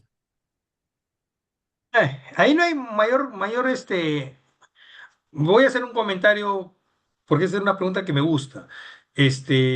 Realmente, si tú demuestras que hay una afectación que hay que garantizar o una situación que hay que para asegurar la eficacia y eficiencia del laudo, procede. O sea, a ver, ¿cuándo lo puedo pedir? Ya dije anteriormente, la ley me faculta pedirlo ante un juez antes de constituir un tribunal arbitral. Problema, la demora que puedo tener, ¿no? Y además que siendo procesal, el juez me va a pedir que pague una tasa por medida cautelar, ¿no? Porque es lo que tiene costumbre el juez. Otra alternativa, acudir a un árbitro de emergencia, que el árbitro de emergencia solamente puede acudir en arbitraje con el Estado, bajo el marco de la ley, cuando está previsto en el convenio, cuando reacudo a la institución que verá el arbitraje pactado por las partes y cuando en el reglamento de esta institución está el árbitro de emergencia. ¿Cuál es el problema? Por ejemplo, la Cámara de Comercio, el costo de este arbitraje es un costo considerable, ¿no? Tiene una tasa y un horario de árbitro fijo. Si no me equivoco, es $5.000 de tasa y $10.000 al árbitro de emergencia. Te lo da en un mes aproximadamente. Y la otra alternativa es, una vez constituido al tribunal, yo puedo pedir al tribunal sin ninguna restricción una medida cautelar. ¿Qué van a evaluar los árbitros como abogados? Verosimilitud del derecho que se aplica en el proceso civil, peligro de demora y adecuación de la medida. Entonces, obviamente tiene que ser una medida eh, proporcional a la, a la situación que se queda de cautelar. Y acá voy a terminar para dar tiempo a responder otras preguntas, porque un problema que sí tenemos los árbitros es que cuando ordenamos medidas cautelares en forma de retención, hay una o dos instituciones financieras bancarias que no acatan, o sea, que no, y son de las más importantes, ¿ah? Que no acogen el pedido y no lo acogen diciendo que ellos no son parte del convenio y como no son parte del convenio, no tienen por qué reconocer la competencia del tribunal. Para mí, esa es una interpretación totalmente equivocada. ¿Por qué? Porque cuando tú notificas a un tercero retenedor, no lo estás incluyendo como parte en el proceso. Ese es un tercero que tiene la plata de quien sí es parte en el proceso. Y esa medida en forma de cautelar, en forma de retención, es una medida prevista. Entonces, o sea, es de las más usadas. Ahora, ¿cuál es el criterio de estas entidades para no hacer caso a esta orden dictada por un árbitro? A que lamentablemente hay un antecedente judicial del TC en el cual a uno de estos bancos, un árbitro, de manera equivocada, lo incorporó al proceso como parte no signataria y le comenzó a aplicar multas. Un árbitro, o sea, no es que la entidad salga de loco a decir que no, sino que ese árbitro, al incorporarlo en ese proceso como parte no signataria y aplicándole multas, le dio una relevancia que no debía haber tenido en ese caso. ¿Ya? Y claro, ese banco acude al TC, presenta una acción de amparo y la gana. Claro, y la acción de amparo dice, oye, nula esa decisión del árbitro de incorporarlo, la aplicación de multas, dicha institución no es parte y por lo tanto eh, se toma en este arbitraje. Entonces, esta institución acoge esa resolución del TC para decir, yo no tengo por qué hacerte caso. Entonces, pero es algo por lo cual lo comento porque es práctica común, conocido, pueden indagarlo en internet, en medidas cautelares de forma de redención por tribunales arbitrales y van a poder descubrir qué bancos son. Excelente, doctor. Una consulta, doctor. ¿Cómo se activa la Junta de Resolución de Disputas y qué facultades tiene para poder resolver problemas durante la ejecución de obras públicas? El punto de resolución de disputas tiene que estar pactado. ¿Correcto? Ojo, que también cabe, a ver, igual ocurre con el arbitraje, o sea, puede ser, Lo que pasa es que el arbitraje en contratación pública sí está previsto como obligatorio, ¿no es cierto? Está en la norma. La JPRD, o sea, como hemos visto en esa escala de la pirámide que mostré, es facultativo, de acuerdo si es superior a 10 millones, entre 5, perdón, obligatorio sobre 10 millones, facultativo entre 5 y 10 y prohibido menor de 5 millones en temas de obras, ¿no? Eso tiene que estar previsto dentro del convenio. Ya, sí, sí, sí. Vamos a ponernos en el rango que está de 5 a 10, que es facultativo en obras. Entonces, si no está, no hay JPRD que acudir. Si lo pongo, es una JPRD en la cual yo designo a una entidad o una entidad que administre el JPRD y esta entidad va a designar dos adjudicados, bueno, puede ser uno, dos o tres, dependiendo de la complejidad y lo que establezcan las partes, y se firma un contrato con la entidad, un contrato. O sea, las partes escogen un contrato con la institución que administra la JPRD. Esta institución nombra los adjudicadores y los adjudicadores tendrían que coordinar con las partes para efectuar estas visitas periódicas para ver cómo va funcionando la obra. Y en esa eventualidad, cualquier controversia técnica, sobre todo, que surja, las partes tienen que acudir ante la institución para que se active la figura del adjudicador y el adjudicador podrá, de acuerdo a lo pactado, emitir opiniones, que son recomendaciones, que no son obligatorias, o podrá emitir decisiones, en las cuales sí las partes tienen que seguirlas, decisiones que, como dije, además de seguirla, tendrían que, si no están de acuerdo, llevarla luego a arbitraje. No, no te limita, no te restringe ese derecho, pero tienen esa naturaleza de vivir la JPRD, estas formalidades que digo, de firmar el convenio, contrato con la entidad que las administra, que las supervisa, que la Católica tiene JPRD y la que más tiene. Por eso mostré la data de la Católica dentro de las estadísticas. Es la que mejor funciona en tema de JPRD. Pero sí hay otras que ya están comenzando, la Cámara de Comercio, si no me equivoco, ya comenzó también a impulsar su JPRD. En Cajamarca, por ejemplo, la Cámara que yo pertenezco como miembro del Consejo, la estamos implementando y es un mecanismo que busca ir a la par, un apoyo técnico legal a la par para solucionar o prevenir inclusive ahora cualquier conflicto que pueda afectar el contrato. Muchas gracias, doctor. Y abusando un poquito de de su gentileza, doctor. Según su experiencia, ¿cómo ha evolucionado la regulación de solución de controversias en estas últimas modificatorias?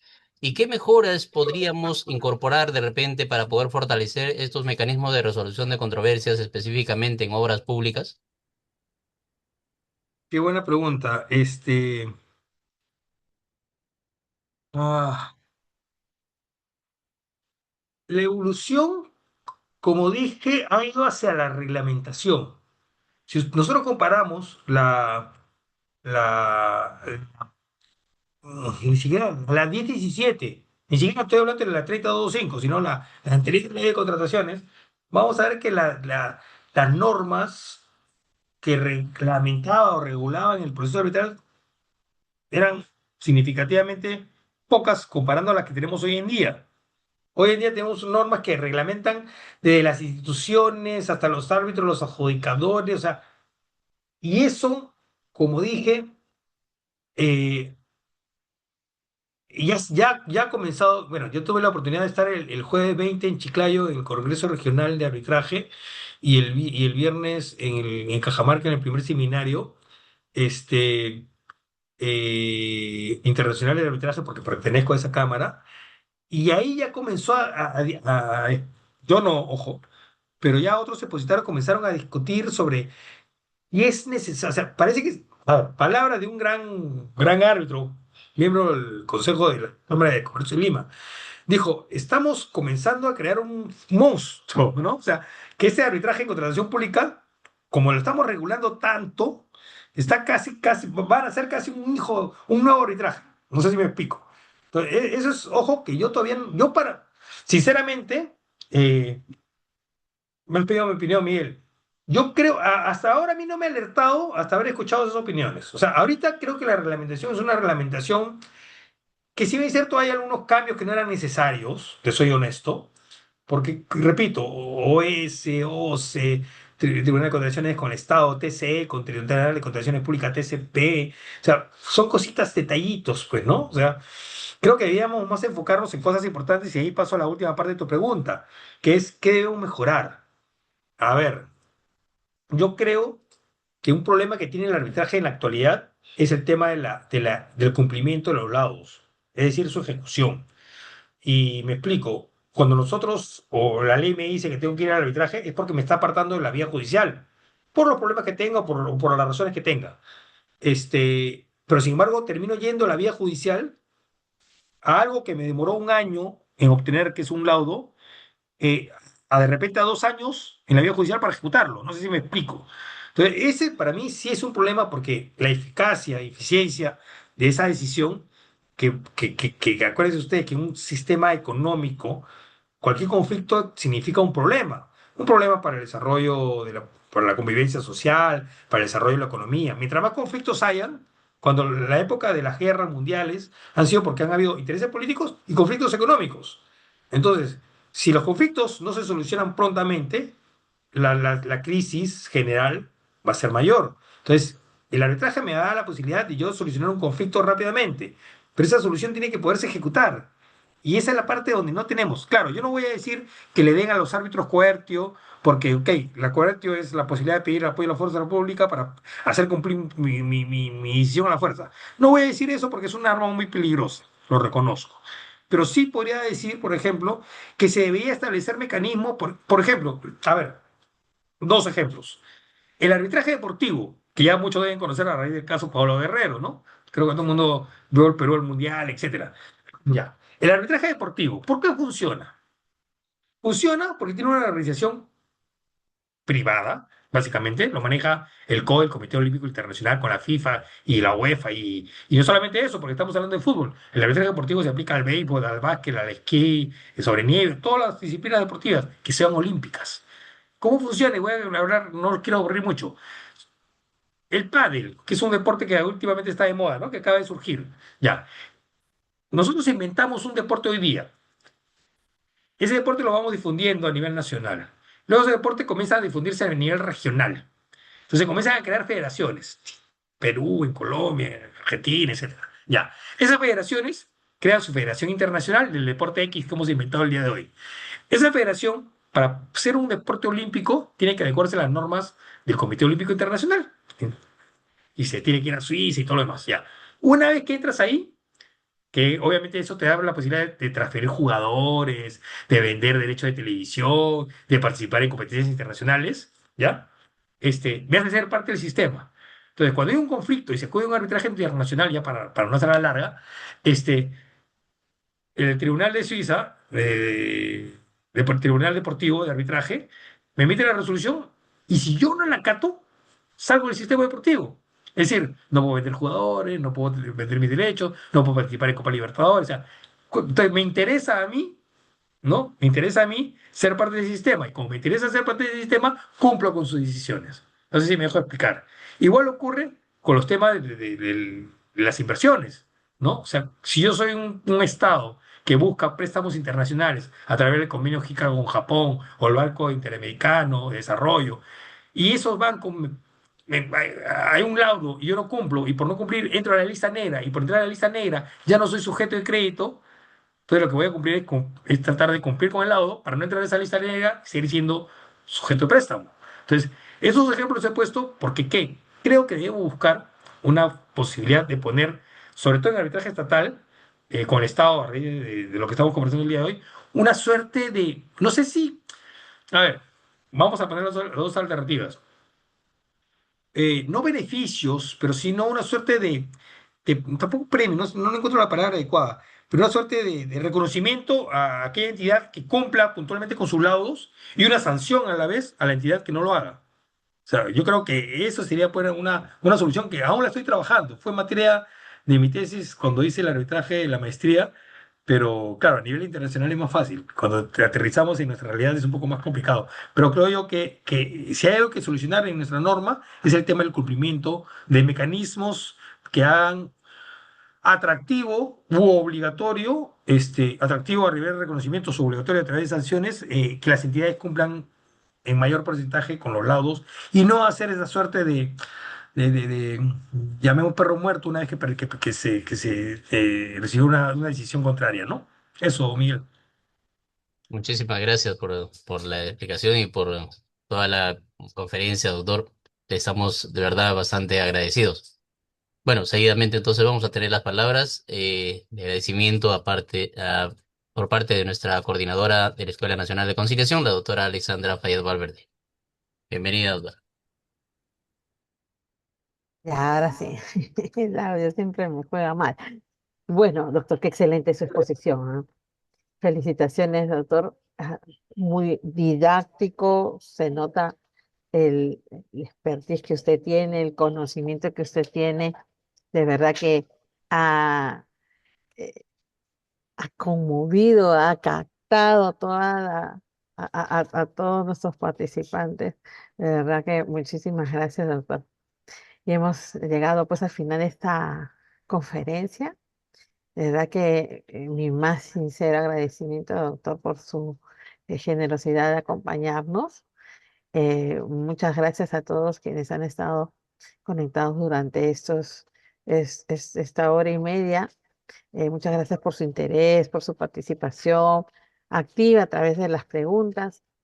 Y Richard también, las preguntas que Miguel ha recolectado. Definitivamente quedan muchas dudas, pero bueno, el tiempo a veces no nos acompaña, pero muchísimas gracias también, doctor, por su disposición de querer también acompañarnos en nuestras actividades. De hecho, lo vamos a llamar porque de verdad que estamos muy agradecidos y muy contentos por la capacidad profesional que usted tiene y la capacidad de transmitir también, que es muy importante, ¿no? En realidad hemos tenido la oportunidad de haber profundizado en un tema que es tan fundamental para la gestión pública. Este tema de solución de controversias en el marco de la ley de contrataciones es un tema que a la gente mucho le interesa, es necesario manejar. Y definitivamente esas orientaciones que usted nos ha compartido nos permite pues, a nosotros comprender mejor la importancia de actuar con un rigor técnico, porque hay que conocer la norma, hay que actuar con ética y además con un firme compromiso con la transparencia, ¿no? Digamos, en todos los procesos que involucran la contratación con el Estado. Muchísimas gracias, doctor Nakaya. De verdad, muchísimas gracias. Como le digo, su exposición ha sido muy ágil, muy útil, muy enriquecedora y su visión práctica, que eso es súper valedero para todos, nos ha ayudado, ha contribuido a fortalecer nuestros conocimientos y ampliar esa mirada que nosotros debemos tener sobre los desafíos, porque también hay desafíos y oportunidades que plantea pues la gestión de controversias en el ámbito público. Confiamos que estos conocimientos adquiridos por todos, bueno, contribuyan con cada uno de ustedes para mejorar su desempeño y con eficiencia y responsabilidad, ¿no? Promoviendo siempre pues, que las decisiones fortalezcan la institucionalidad del arbitraje. Les invitamos a que participen en nuestras actividades de formación y de capacitación y de fortalecimiento de conocimientos a través de nuestras conferencias y bueno, a continuar pues promoviendo estas prácticas en beneficio del país. Muchísimas gracias. Gracias, doctor. Gracias a usted, gracias Alejandra, Miguel, José, muchas gracias a todos los asistentes también por su atención y cuenten conmigo para lo que quieran. Hay un tema que a mí me gusta hablar mucho, que siempre es la ética en el arbitraje, así que si tienen alguna interés, estoy a su disposición. Muchas gracias. Buen Muchas día. gracias, doctor. Buenos días. Muchísimas gracias, doctor Fernando. Aunándome pues a las felicitaciones de todos nuestros participantes, en especial por ahí del participante David Pita hace referencia a que se le haga llegar esos saludos para usted y para toda la audiencia. Muchísimas gracias, muy agradecido. Estimados participantes, estamos proyectando en la pantalla el QR del próximo evento académico del Centro de Estudios que se va a llevar a cabo el día de hoy. Eh, Este evento, esta conferencia, lleva el título de Derecho a la Vivienda Digna y Adecuada, un estado de las cosas institucional. el día de hoy a las 3 de 3 a 4:30 de la tarde. Las personas que estén interesadas en participar de esta conferencia pueden copiar con el celular el QR e inscribirse a este evento. Asimismo, el otro, por favor. Asimismo, estamos proyectando la actividad que se va a desarrollarse el día de hoy en la noche, la conferencia Análisis y Perfeccionamiento de las Normas Controversiales, Impacto en la lucha contra el crimen y la corrupción. Este evento tiene dos modalidades para poder presentarse personalmente, la misma que se va a desarrollarse en el Auditorio Central del Ministerio de Justicia y Derechos Humanos, calle Escipión Llona, 350 Miraflores. Asimismo, en el chat se ha difundido el link para poder registrarse a esta conferencia. Bien, estimados participantes, de esta manera hemos llegado pues a la parte final de la conferencia Solución de controversias con el Estado en el marco de la Ley General de Contrataciones Públicas. Muchísimas gracias y sigan teniendo un hermoso día. Muchísimas gracias, doctor Fernando, y a todos los presentes. Gracias. No, gracias. Hasta luego.